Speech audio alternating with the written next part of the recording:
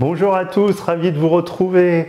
On va parler évidemment de la sortie de ce nouveau boîtier Sony, parce que on peut dire quand même qu'il était attendu, celui-ci, et pour plusieurs raisons. La première, bien sûr, c'est que son prédécesseur a 4 ans, et dans le monde de la photo, des renouvellements, en tout cas des boîtiers, c'est assez long.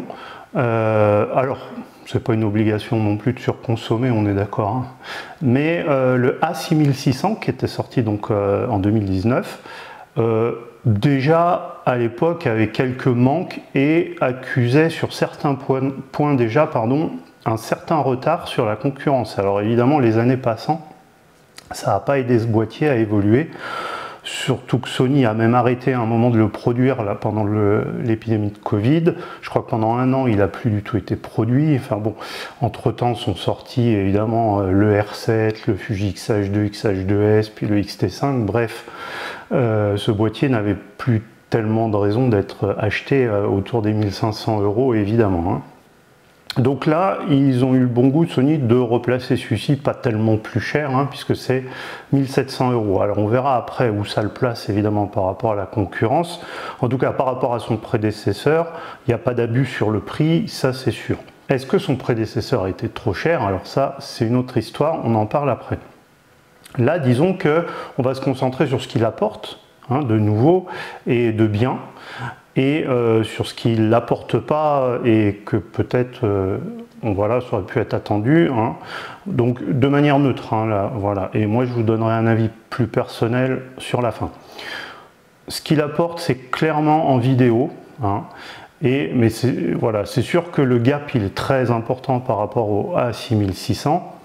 Parce que tout simplement, il y a eu les fameux 4 ans. Alors maintenant, si on le compare par rapport à la concurrence qui est très récente, il n'apporte pas grand-chose de plus. Mais enfin, il apporte quand même tout ce qui fait aujourd'hui un boîtier solide en vidéo, c'est-à-dire la 4K au moins jusqu'à 60 images par seconde. Donc ça c'est bon, il l'a. En plus, elle est quasi pas croppée, la 4K 60, donc c'est important. Elle est oversamplée, donc c'est de la 4K de très bonne qualité. Donc avoir ce niveau de 4K jusqu'à 50-60 images par seconde, c'est très bien évidemment et c'était attendu. Ceci va de pair avec, c'était attendu aussi, du 422 10 bits, qui va permettre quand même d'avoir une profondeur de couleur plus importante. Et toujours le S-Log 3 de Sony, qui est bien connu et assez simple à étalonner, couplé au 422 10 bits, ça fait quand même une marge dans l'étalonnage qui est forcément très sympathique pour ceux qui aiment étalonner en tout cas. Voilà, donc ce boîtier en vidéo, il est solide. En plus, Sony lui a apporté une des petites caractéristiques du dernier ZVE1, c'est-à-dire le fameux cadrage automatique qui peut rendre certains services. Par contre, il lui a pas amené, là je trouve que c'est dommage, moi en tant que youtubeur, il lui a pas amené le mode présentation de produit qu'il y a sur le ZVE1, qu'il y a sur le ZVE10 aussi, qui est bien pratique, ou qu'il y a depuis peu aussi chez Fuji sur le XS20. Voilà. Donc pour la vidéo, je crois que j'ai à peu près rien oublié. La stabilisation, je vais en parler en photo, donc ça fera pour la vidéo aussi. Voilà, donc le volet vidéo, il est rempli à 100%, j'ai oublié évidemment. Le truc peut-être un peu marketing, mais enfin, il l'a quand même, la 4K 120, que n'ont pas les boîtiers, alors là, du même prix de la concurrence, là, c'est sûr.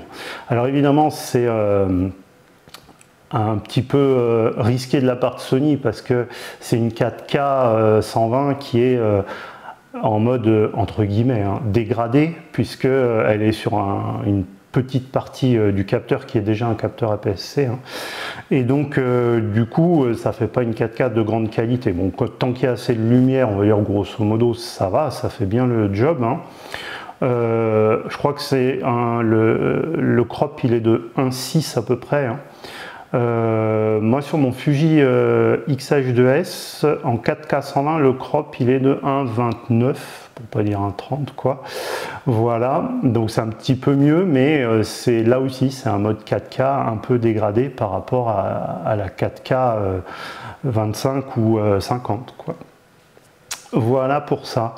En tout cas, c'est sûr qu'il apporte ce petit truc en plus quand même. Voilà. En photo, là par contre, c'est un petit peu la douche froide, hein, moi je trouve, parce que il apporte quasiment rien de plus que le A6600. Il fera un peu moins de rolling shutter parce que le A6600 et puis toute la série des A6000 avant étaient catastrophiques à ce niveau-là, hein, du même niveau que les A7 III, 4, A7R5 actuels, hein, je veux dire, ils sont catastrophiques au niveau du rolling shutter, surtout en photo. En vidéo aussi quand même, mais un tout petit peu moins, surtout quand on monte en cadence d'image. Celui-ci, il est moins pire, c'est-à-dire qu'il est à peu près dans la moyenne de ce qui se fait, quoi, hein, en capteur non empilé, on va dire, mais on aurait pu en attendre un petit peu mieux d'un capteur moderne, APS-C, hein, donc plus petit, ça veut dire traitement de l'information plus rapide, hein, normalement, il y a moins de données à extraire du capteur avec... plus on a les tout derniers processeurs de Sony, donc on aurait pu attendre un petit peu mieux en termes de vitesse de lecture de capteur et donc de rolling shutter. Bon, en photo il amène un peu ça, c'est-à-dire que quand on est en obturation électronique, c'est quand même un fait important. Mais en fait en obturation électronique, vous n'allez pas y être souvent avec ce Sony, sauf vraiment à vouloir être discret, effectivement, hein, à ne pas vouloir activer l'obturateur mécanique. Parce que sinon, à part ça, en général, quand on se met en obturateur électronique au lieu du mécanique, surtout quand on a un capteur non empilé, hein, où là on sait qu'on va être un peu plus sujet au banding, au rolling shutter, qu'on n'a pas du tout en obturateur mécanique, quand on se met sciemment en obturation électronique pour autre chose que du silence, c'est parce qu'on veut accéder à une rafale nettement plus rapide qu'en obturation mécanique. Et là, ça c'est le mal de Sony, hein, que ce soit sur ces boîtiers plein format ou sur ce nouveau boîtier APS-C, on a une rafale qui est strictement la même qu'en obturation mécanique. Alors en obturation mécanique, 11 images par seconde, c'est pas mal quand même, hein, on va pas quand même non plus dire n'importe quoi. La concurrence soit fait mieux, Canon R7 par exemple qui a 15 images secondes en obturation mécanique, soit fait un peu moins bien, hein, comme le Fuji XS20, je crois qu'il y a 8 images par seconde. Bon, voilà. Donc, c'est décevant, très décevant sur la rafale en obturation électronique, parce que moi, je vais vous repasser certaines photos, hein, que j'ai déjà passées dans d'autres vidéos, mais pour vraiment insister sur ce point-là, si d'aventure ça vous dit un jour de faire ce genre de photos qui sont relativement faciles à faire, ne serait-ce que dans son jardin quand on a un petit oiseau qui arrive, si vous n'avez pas une rafale au minimum à 20 images par seconde, que vous n'avez pas, ce que n'a pas non plus ce Sony, comme aucun Sony d'ailleurs, la pré-prise de vue, hein, vous ne pouvez pas avoir accès à ce genre de photos, tout simplement. Vous ne pouvez pas faire ces photos-là. Allez, vous voyez, hein, celle-là par exemple, celle-là, celle-ci. Voilà, hein, c'est pour dire, bon, non, si vous ne faites pas du tout ce genre de photo, que ça ne vous dit pas du tout, c'est pas grave à la limite, hein, parce qu'il sera capable de faire quand même de la photo, j'allais dire animalière, autre, hein, où il n'y a pas besoin de pré-déclenchement et il n'y a pas besoin de 20 ou 30 images par seconde. Sur les exemples que je vous ai montrés, il y a besoin des deux. Voilà. Alors, en photo, quoi d'autre ? Bien savoir que ce boîtier est encore limité aux 4 millièmes de seconde en obturation mécanique, c'est un peu dommage quand même. Alors heureusement il monte aux 8 millièmes en obturation électronique, hein, mais enfin en obturation électronique là aussi c'est faible, hein. Tous les boîtiers concurrents en APS-C en tout cas montent au minimum aux 16 millièmes et alors le Canon R7 je ne me rappelle pas, hein, je crois que c'est au 32 millièmes, en tout cas les Fuji c'est au 32 millièmes c'est sûr. Donc voilà, ça aussi c'est quand même assez rétrograde.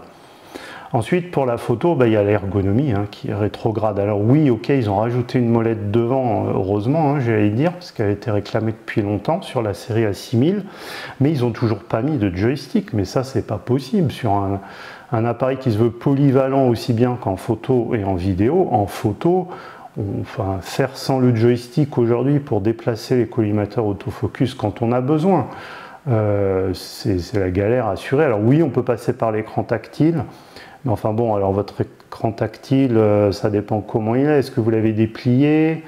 Vous voyez, puisqu'il est sur rotule, est-ce que comme moi, des fois, quand je fais de la photo, je laisse carrément replier parce que je travaille qu'au viseur, et donc l'écran tactile pour faire la mise au point, je ne l'ai pas, quoi. Donc voilà, ça c'est incompréhensible aussi quand même de la part de Sony. Ah oui, j'oubliais, le viseur. Alors là aussi quand même le viseur, ils auraient pu faire un petit effort. Alors oui, bien sûr, c'est sûr, les autres, ils ont dans la concurrence directe, ils font pas mieux, que ce soit Fuji ou avec le XS20 ou Canon avec le R7, c'est toujours ces viseurs de 2,36, voilà, machin là. Il pourrait faire un petit effort quand même là, et maintenant le standard minimum ça devrait être le viseur 3, je sais plus combien là, qu'il y a par exemple dans la 7 IV, mettons, ou dans le Fuji X-T5, ouais, je sais pas, il me semble quoi, dans un boîtier à plus de 1000 €, ça devrait être la norme aujourd'hui en 2023. Bref. Alors bon, après bien sûr ils ont mis heureusement les nouveaux menus, toute la nouvelle interface qui est bonne pour le coup, qui est très bonne, là pour le coup qui est meilleure que sur mon Fuji, là, très clairement, et sur tous les Fuji. Donc ça c'est un bon point. Enfin voilà, il y a quand même des manques qui sont un peu étonnants sur un boîtier qui sort là mi-2023 et qui était attendu depuis 4 ans. Alors maintenant on va parler aussi donc de la stabilisation, parce qu'ils mettent la stabilisation, j'allais dire heureusement, mais ils mettent l'ancienne stabilisation, c'est-à-dire que on aurait pu s'attendre à ce que maintenant tous les boîtiers Sony qui sortent aient la dernière version de la stabilisation, celle qu'ils ont mis dans la 7R5, qui a énormément progressé par rapport à la précédente. Ben non, ils ont mis la précédente, celle qui est très moyenne, on va dire, qui est plutôt en queue de peloton même des stabilisations. Alors surtout sur des capteurs APS-C où c'est un petit peu plus facile de stabiliser normalement. Alors il y a la stabilisation numérique, bien sûr, quand même, qui aide en vidéo, au prix d'un crop quand même. Voilà. Bon, mais ça c'est la même chose que sur mon Fuji également. Mais d'après les retours que j'ai pu voir, la stabilisation mécanique du capteur, elle est un peu moins bonne par exemple que celle les dernières en tout cas de Fuji, quoi. Alors maintenant peut-être qu'il est un petit peu cher quand même vu les manques en photo. Moi je pense qu'on peut aller jusqu'à dire ça. Ça serait cohérent qu'il soit dans les prix plutôt du Fuji X-S20, je trouve, qui en apporte plus en photo, notamment au niveau de l'ergonomie, de la stabilisation aussi.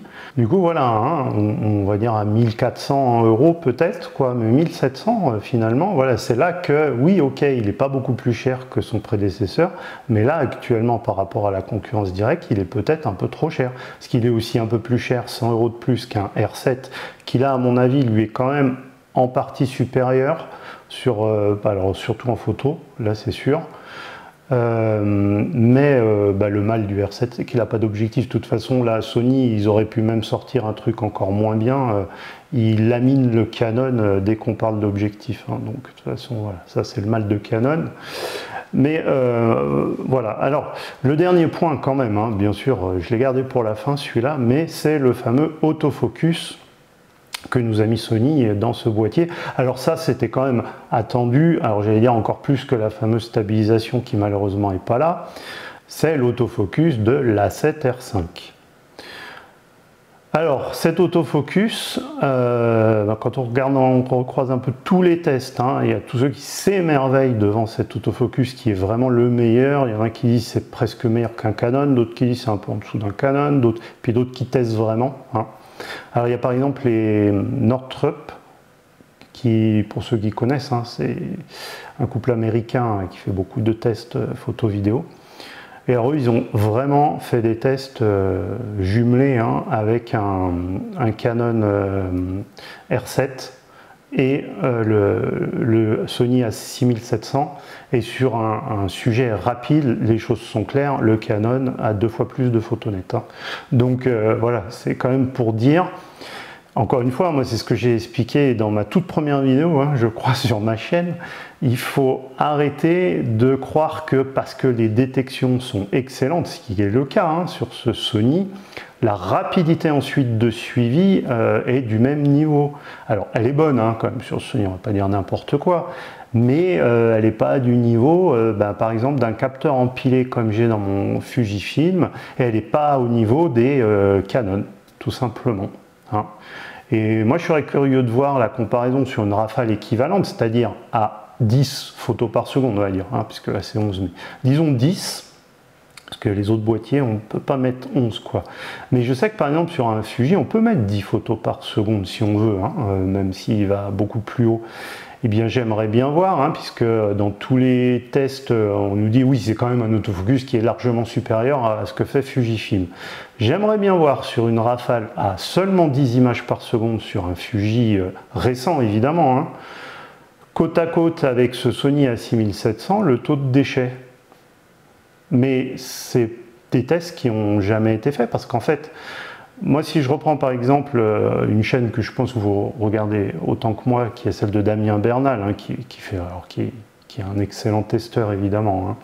Mais sur ces tests de rapidité de l'autofocus, là il fait souvent l'exemple avec sa chienne qui fait courir à fond hein, devant l'objectif. Donc c'est vrai que c'est un très bon test parce qu'il est absolument reproduisible à l'infini. Pour tester la rapidité des suivis autofocus, c'est un bon exemple, clairement. Hein. Et donc là, sur le Sony, le A6700, il arrive à un taux de déchet à peu près, de réussite d'à peu près 85%. On est d'accord, mais 85% sur une rafale de 11 photos par seconde. Quand il avait testé le Fuji X-H2S, là, qui est en train de me filmer, il était arrivé à peu près au même taux, 85%. Mais il avait fait une rafale de 40 photos par seconde. Donc si le Fuji X-H2S, on le met à 10 photos par seconde, je vous garantis qu'il réussit plus que 85%, quoi, c'est sûr. Et je ne serais pas étonné qu'un Fuji X-S20 fasse à peu près aussi bien que ce Sony en réalité sur le pur suivi. Alors est-ce qu'il... Tiens, prenons toujours un X-S20. Est-ce qu'il fait moins bien sur les détections? Depuis que Fuji a sorti la série X-H2, X-H2S, il a mis quand même des détections qui équivalent à la concurrence, Canon aussi bien sûr, hein, et qui équivalent à ce que fait Sony. Alors Sony, ils essayent d'éblouir un peu leur monde avec, je ne sais pas si vous avez vu, on voit un peu un espèce de, pas de squelette, mais pour bien nous faire comprendre qu'il analyse la position pour essayer de trouver où sont les yeux et tout. Alors oui, ça marche bien sûr, hein. Mais moi je sais pas, mon Fuji, même quand quelqu'un a la tête tournée complètement sur le côté, il détecte l'œil, hein, et il y a pas, autant un X-T4 le faisait pas du tout, autant mon X-H2S il le fait parfaitement, donc je vois pas trop où est le truc dingue quoi.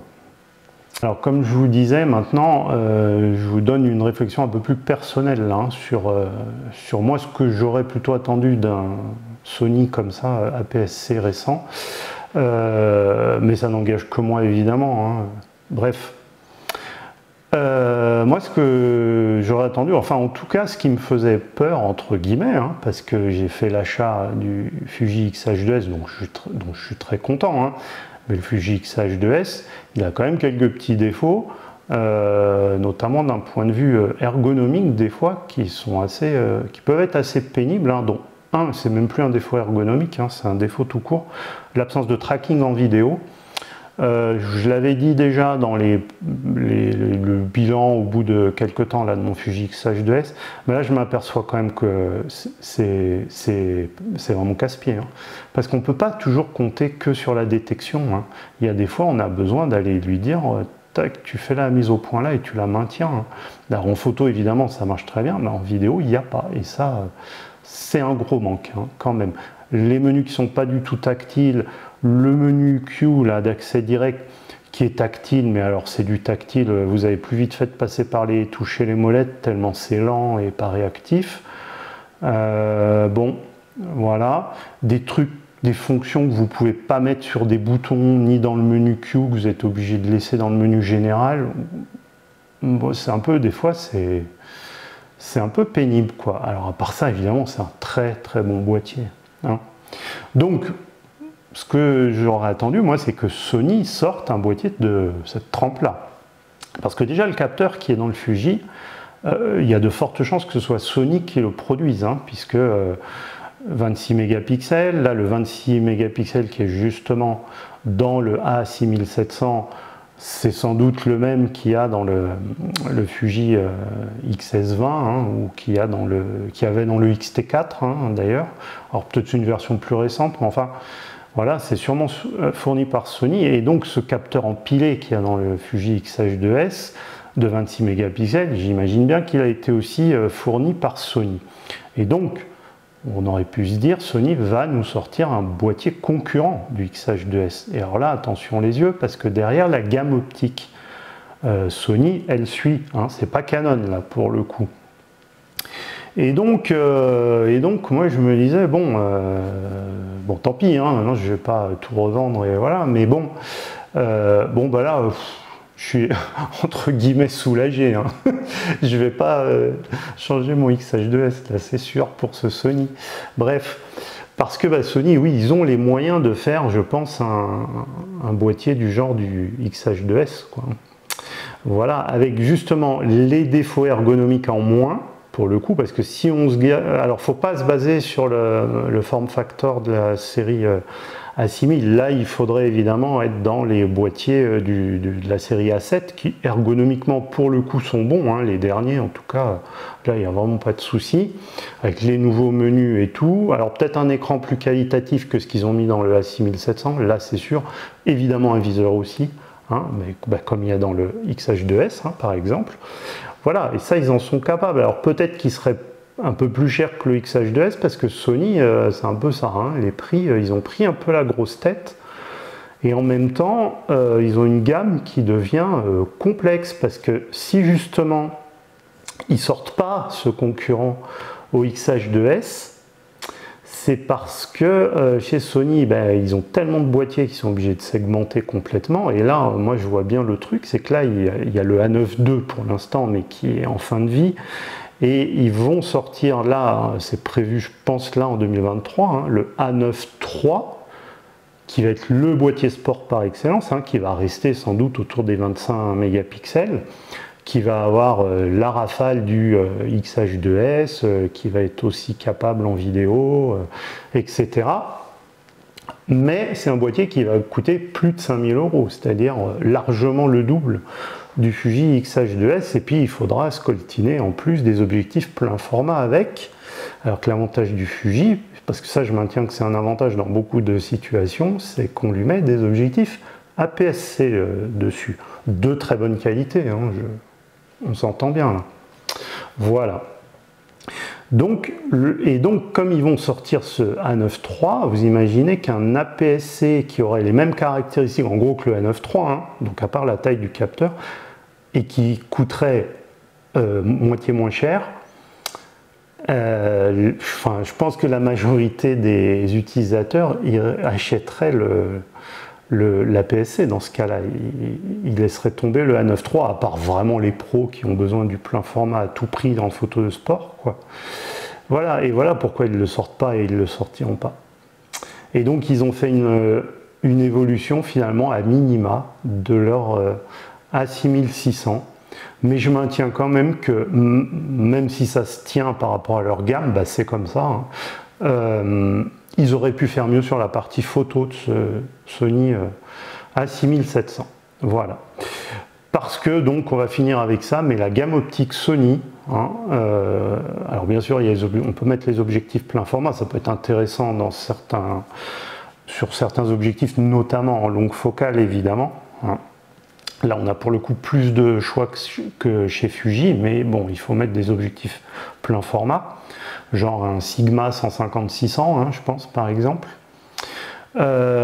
Et puis vous avez toute une gamme quand même d'objectifs de qualité. Alors évidemment par rapport à Fuji, vous avez moins de focales fixes de très bonne qualité, hein. Là je vais parler plus des zooms ou de certaines focales fixes, on va dire. Les focales fixes propriétaires chez Sony, pour la PSC, vous avez les récentes, essentiellement il y en a deux, mais elles sont axées grand angle, mais ce sont des focales fixes de très bonne qualité. Vous avez un 11 mm 1.8, hein, qui équivaut à peu près à un 16 en plein format, et vous avez un 15 mm 1.4 qui équivaut à peu près à un 22, je sais plus, 22,5. Donc si on prend par exemple le 15 1.4 qui est vraiment très bon et qu'on le compare aux objectifs 1.4 de Fuji, il est quand même moins cher, hein. Ça prouve aussi que chez Fuji, ok, on a des bonnes focales fixes, mais elles sont un petit peu très chères quand même aussi. Donc voilà. Alors après par contre ils en ont pas d'autres, mais heureusement ils ont Tamron et surtout Sigma, hein, pour les focales fixes, et les mêmes qu'il y a en monture Fuji, hein. Donc soit l'excellentissime 1850 f2.8, hein, là franchement c'est le top de la PSC, celui-là en zoom standard, hein, c'est sûr. Alors après, pour qui est moins gêné par l'encombrement et veut plus large en grand angle, ils ont un très bon 16-55 f2.8 aussi, Sony, depuis un certain temps, hein, mais il reste très bon. Et contrairement à celui de Fuji, et je l'ai souvent dit dans d'autres vidéos, il est sensiblement moins lourd et plus compact. Alors après, ça reste évidemment nettement plus gros et plus lourd que ça, hein. Ça, là, c'est un choix après. Mais ça existe, toujours est-il, chez Sony. On peut mettre aussi le non moins excellent 56 1.4 de Sigma, hein, voilà, qui fait des portraits merveilleux. On peut mettre le nouveau, je l'ai pas, le nouveau 23 1.4 qui est excellent aussi, hein, qui fait un superbe 35 mm et qui coûte 499 €, comme en monture Fuji, hein. D'ailleurs, la série des Viltrox qu'on a sur les Fuji existe aussi en monture Sony. Voilà. Après, en zoom un peu plus long, ils ont un très bon 70 350. Hein, qui équivaut un peu à ce Fuji 70-300 qui, moi, me va super bien parce qu'il est qualitatif déjà d'une part, et puis que il est super compact, super léger. Alors ça, c'est un équivalent 100-450 du plein format, hein. Donc voilà, ils ont le même genre, hein, chez Sony, c'est un 70-350 en plus, hein, ils zooment un petit peu plus. Alors par contre c'est un f6.3 alors que là c'est un f5.6, mais enfin bon, ils sont très comparables, hein, je veux dire. Donc c'est un vrai objectif APS-C, c'est pas un objectif à l'origine pour le plein format celui-là. Donc ils sont équipés quand même en monture Sony, hein. Voilà, donc c'est sûr que si ils avaient fait un petit effort sur la partie photo, ça serait un boîtier vraiment bien, quoi, pour la PSC chez Sony. Là, c'est vrai que c'est un peu plus bancal. Très bonne partie vidéo et partie photo moyenne. Allez, on s'arrêtera là-dessus en espérant que voilà, vous partagez cet avis. Et si vous ne le partagez pas, de toute façon, c'est pas grave, dites-le moi dans les commentaires. Au plaisir, merci d'avoir suivi. N'hésitez pas à vous abonner. Au revoir.